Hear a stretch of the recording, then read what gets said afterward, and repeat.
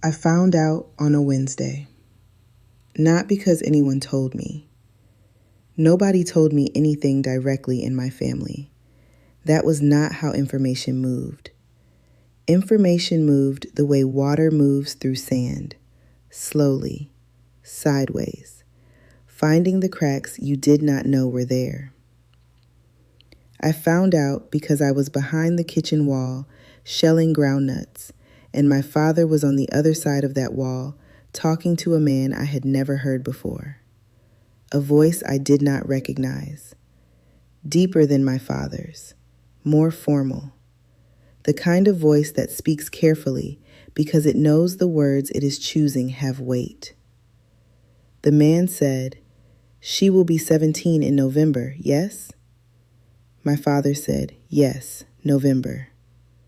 The man said, "Good. We will come after the harvest." My father said, "We will be ready." 4 sentences. That was all. The groundnuts were still in my lap. The sun was still hot on the back of my neck. The chickens were still scratching in the dirt 3 feet away from me. Nothing in the physical world had changed. But I sat there behind that wall, and I felt something close inside me, like a door I did not know was open, suddenly swinging shut. Not slamming, just closing. Quietly, firmly. The way things close when they have been designed to close at exactly this moment. I was 16 years old, and I had just heard my father sell my future to a stranger over a wall I was not supposed to be sitting behind. If you are new here, my name is Amara, and this is Amara the African Girl. I grew up in a small village in West Africa, in a compound where girls were raised the way you raise a crop, carefully, patiently, with constant attention.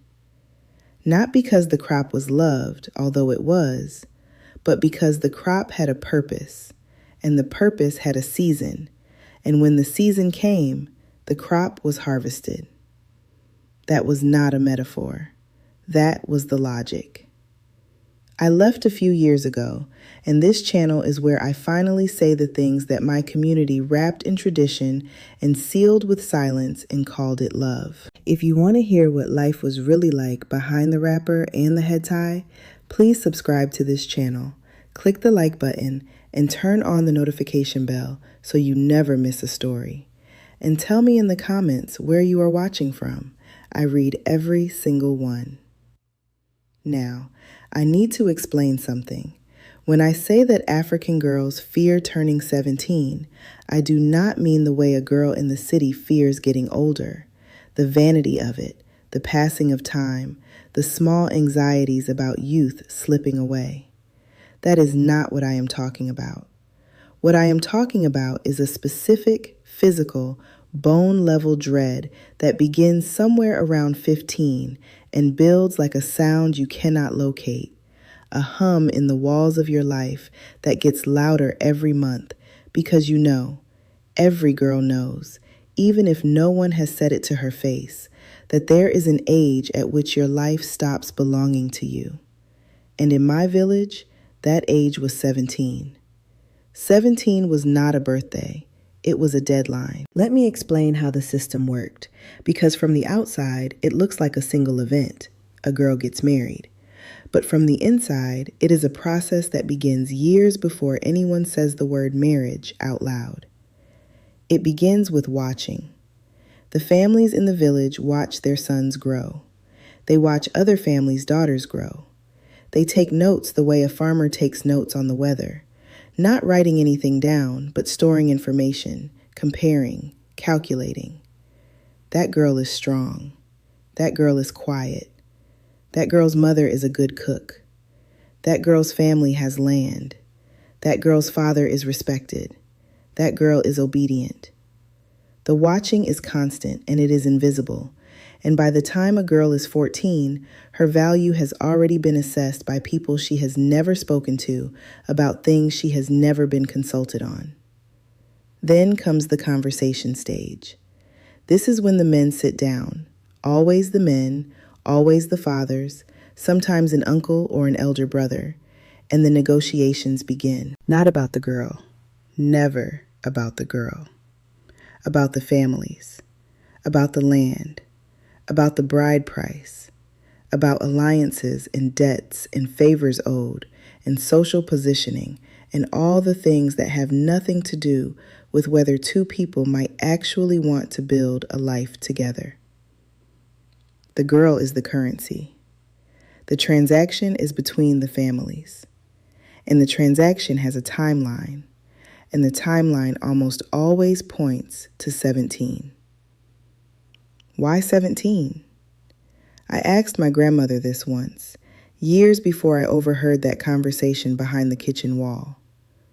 She was braiding my hair on the veranda, her fingers moving through the sections with the automatic efficiency of someone who had done this 10,000 times. I said, "Mama, why do girls marry at 17? She did not stop braiding. She said, "Because at 17, a girl is ripe. Before that, she is too young. After that, she is too old. The fruit must be picked at the right time, or it spoils on the branch." She said this with no cruelty. She said it the way you say the sun rises in the east, a fact, an observation about the natural order. And that is what made it so devastating. Not that she believed it, but that she believed it the way she believed in gravity. It was not an opinion. It was the architecture of her world. A girl was a fruit. A fruit had a season. And the season was 17. If this is resonating with you, if you grew up somewhere that put an expiration date on your girlhood, please subscribe to this channel and like this video. Every like tells me this story matters. Every subscriber means one more person who chooses to listen. I am so grateful you are here. Let me tell you what the years before 17 felt like, because this is the part that no one outside the culture understands. The outside world imagines a girl living her life freely, and then one day being suddenly told she has to marry. That is not how it works. The approach of 17 is not sudden. It is gradual. It is a narrowing. Imagine walking down a wide road that slowly, so slowly you almost do not notice, gets narrower. The walls on either side inch closer. The sky above you gets smaller. The things you are allowed to do, play, laugh loudly, run, sit with your legs stretched out, speak to boys your age, walk to the market alone, stay out after dark. Those things are removed one by one, so gently, so naturally, that each removal feels like growing up rather than losing something. At 13, they told me to stop climbing trees. You are too old for that now. At 14, they told me to stop playing football with the boys at the junction. People will talk. A girl your age should not be running around like that. At 15, my mother started teaching me to cook differently. Not the way a child learns to cook, helping and watching, but the way a bride learns to cook, seriously, with corrections, with repetition, with the understanding that this was no longer education, but preparation. She taught me to make the dishes that my father liked. She taught me to season without tasting from the pot, because a woman who eats before her husband eats is a woman who does not understand her place. She taught me to present food with both hands and my eyes lowered and a small smile that said, "I am honored to serve you." Even if I was tired, even if I was hungry, even if I had been cooking since the sun came up and my feet ached and my back burned. At 16, the physical preparation began. My aunt took me to a woman in the next village, an older woman, someone who specialized in what they called preparing girls. I will not describe everything that happened there because some of it I have not found the language for even now, even with the therapy, even with the distance. But I will tell you this. It involved teaching my body to be ready. Not ready in the sense of willing. Not ready in the sense of understanding. Ready in the sense of physically able to receive a man without making trouble, without resisting, without making sounds that would embarrass the family. They were training my body the way you train a horse, to be ridden without bucking. I came home from that woman's house feeling like someone had rearranged the furniture inside me without my permission. Everything was in a different place. I could not find myself in my own body. I sat on my mat that night and I looked at my hands, and they looked like someone else's hands, and I thought, very clearly, these hands do not belong to me anymore. They belong to November. They belong to whatever man is coming after the harvest. That thought did not make me angry. I want to be honest about that because anger came later, much later, in a therapist's office in a city far from the village. In that moment, what I felt was not anger. It was resignation. A soft, complete, total resignation. The way a river does not fight the shape of its banks. The way water does not argue with the container. I had been poured into a shape since birth, and the shape was almost complete, and there was no part of me, not one single corner of my mind, that believed a different shape was possible. That is what the system does. It does not need to use force. It does not need chains or locks or threats. It simply begins so early and moves so slowly and is reinforced by so many voices.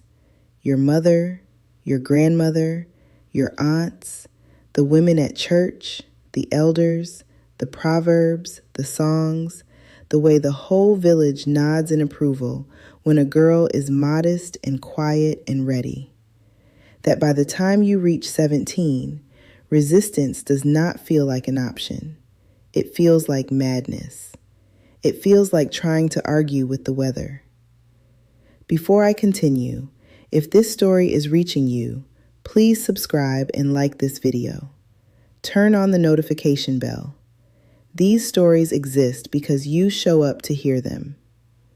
Let me tell you about my friend Ngozi. She was the first girl in our year to turn 17. Her birthday was in March, 5 months before mine in August. I told you earlier it was November, but I need to correct that. My birthday was in August. The conversation I overheard was about preparations to begin after the November harvest. Ngozi was bright, sharper than me in school, quicker with numbers, the kind of girl who could solve problems in her head that the teacher needed chalk and a board for. She wanted to be a nurse. She said this once, quietly, at the stream where we washed clothes, and the other girls looked at her with a mix of admiration and pity, the way you look at someone who has said something beautiful and impossible, like I want to fly. Ngozi turned 17 in March. By April, the man's family had come. By May, the bride price had been negotiated. By June, she was married. 3 months. That was the distance between being a girl with a dream and being a wife in a compound she had visited exactly twice before moving into it. I saw her at the market 6 months later. She was carrying a baby on her back and buying palm oil, and she looked at me with eyes that were the same color and the same shape, but were not the same eyes. Something behind them had gone quiet. Not dead, quiet. The way a room goes quiet when someone has left it and is not coming back. I did not want those eyes. That was the first time I felt something other than resignation. Standing in that market, watching Ngozi haggle over palm oil with a baby on her back and a deadness behind her smile, I felt something sharp and hot move through my chest. Not anger yet, something before anger, something that did not have a name but felt like the opposite of water finding its container. It felt like water beginning to boil. I went home that evening and I sat on the bench outside the kitchen and I watched the sun go down. And I thought about every girl I knew who had turned 17 before me. I counted them. There were 11. 11 girls I had grown up with, played with, braided hair with, washed clothes with at the stream, shared secrets with in the dark after the kerosene lamp had been blown out. 11 girls who had been bright and loud and full of things, ideas, laughter, complaints, dreams they whispered so quietly you had to lean in to hear them. 11 girls who had turned 17 and within months had been absorbed into compounds and marriages and motherhood like stones dropped into water. The surface closed over them. The water went still, and the village moved on as if they had never been anything other than wives. I thought about Adeze, who could draw faces so real they looked like they might speak. She married at 17, and I never saw her draw again. I thought about Blessing, who sang in church with a voice that made the pastor close his eyes and the old women weep. She married at 17, and now she sang only lullabies. I thought about Nneka, who could argue with anyone about anything and win, who had a mind like a machete, sharp, fast, precise. She married at 17, and her arguments became negotiations over market prices. Her brilliance reduced to calculating whether she could feed 6 people on what her husband gave her for the week. None of them had been asked. That was the thing that sat in my stomach like a stone. Not one of those 11 girls had been asked if she wanted this. Not one had been given a choice. The question had simply never existed. It was not that the answer was no and they were overruled. It was that the question, "Do you want this?" had never been considered a question worth asking. A girl turning 17 was not a person approaching a crossroads. She was a package approaching its delivery date. I went home and I did something I had never done. I prayed differently. Not the usual prayer. Thank you, God, for this food. Bless this family. Keep us safe.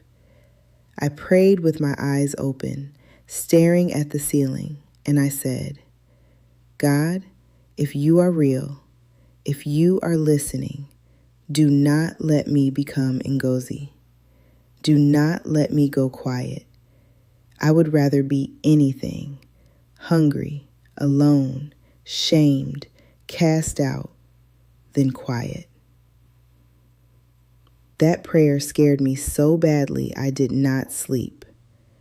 In my community, praying against your own marriage was the same as praying against God's plan. It was rebellion. It was sin. It was the kind of thing that, if anyone heard you say it, would bring the elders to your door and the pastor to your bedside and the whole weight of tradition down on your head like a roof collapsing.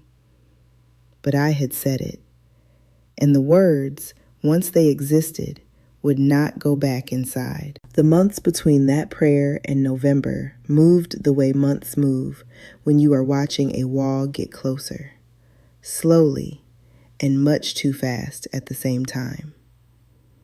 My mother intensified the preparation, more cooking lessons, more instruction on how to keep a house, how to wash a man's clothes, how to greet his mother with the proper level of respect, how to manage a compound budget when the money is not enough, which it never is, which is something every wife learns in the first month, but no one tells you before.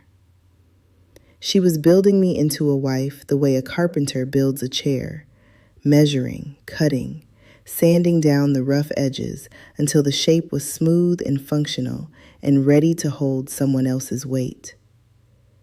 I said nothing. I smiled. I learned. I cooked. I swept.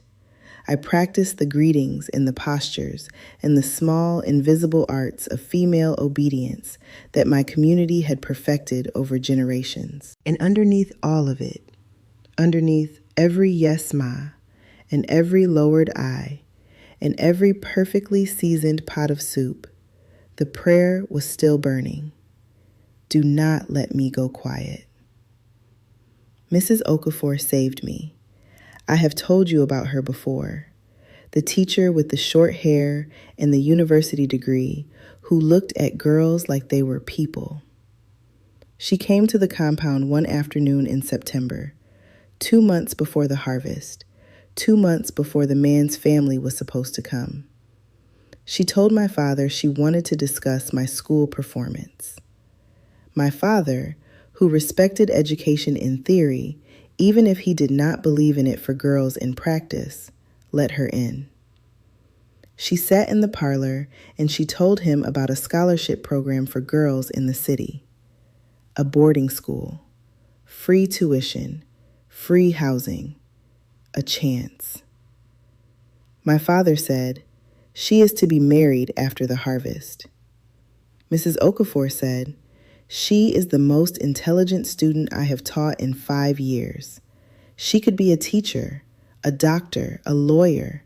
She could be anything. My father said, she could be a wife. That is also something. Mrs. Okafor did something then that I have never seen anyone do before or since. She did not argue. She did not push.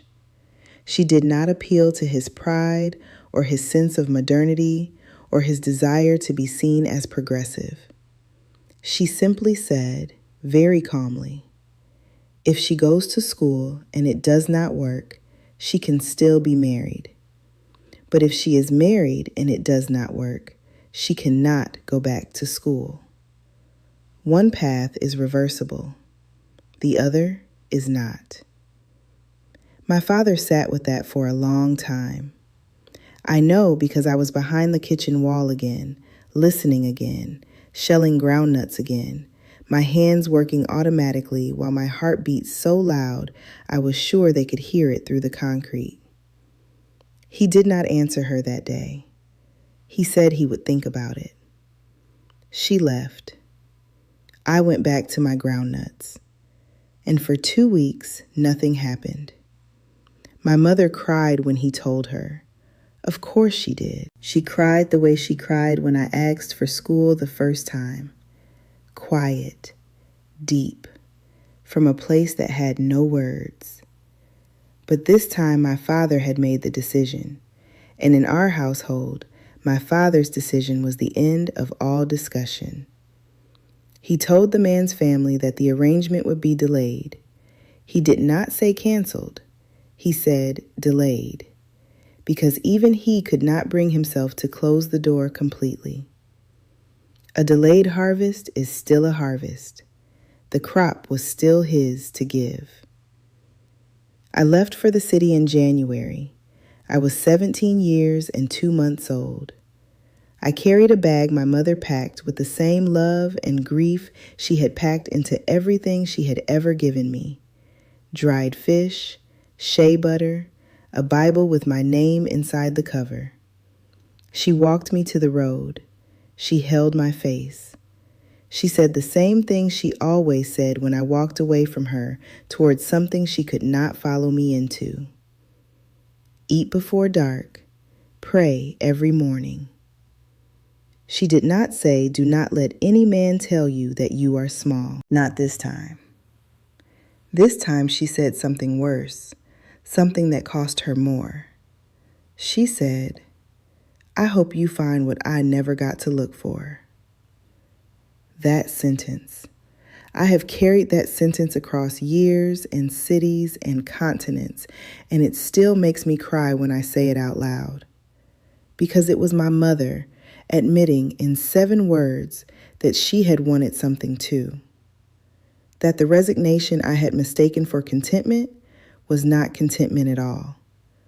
It was a woman who had stopped looking so long ago that she had forgotten she had ever started. And watching her daughter leave was not just grief. It was the particular pain of seeing someone walk through a door you did not know existed until it was too late to walk through it yourself. Years later, in my therapist's office, I described that morning at the road. The dust, the bus, my mother's hands on my face. And my therapist said something that rearranged my understanding of everything. She said, "Your mother was not just sending you to school. She was completing something she started inside herself decades ago and never had permission to finish. You were not just her daughter leaving. You were her unlived life walking out the gate." If you have stayed with me this long, thank you. These stories are not light. They are not easy to tell, and they are not easy to carry. I do not tell this story to make you angry at my village. The village gave me bones. It gave me a spine that does not bend when the world pushes. It gave me a faith that is scarred and complicated and still breathing. It gave me women, my mother, my grandmother, my aunts, who loved me with everything they had, even when everything they had was not enough, even when their love came wrapped in the same chains that had held them. But I tell this story because right now, tonight, there is a girl somewhere counting the months until her birthday, the way a prisoner counts the days until a sentence begins. She is 15 or 16, and the walls are already narrowing, and the cooking lessons have already started, and the watching has already begun, and she can feel it. The closing, the shrinking, the slow disappearance of every possibility except one. And I want that girl to know that 17 does not have to be a deadline. It does not have to be a harvest. It does not have to be the end of the wide road. You are not a crop. You are not a fruit on a branch. You are not a thing with a season. You are a person. In your life, every single year of it belongs to you. Subscribe to Amara the African Girl. There is still so much I have not said. Until next time, your voice belongs to you. It always did, even when they taught you to swallow it.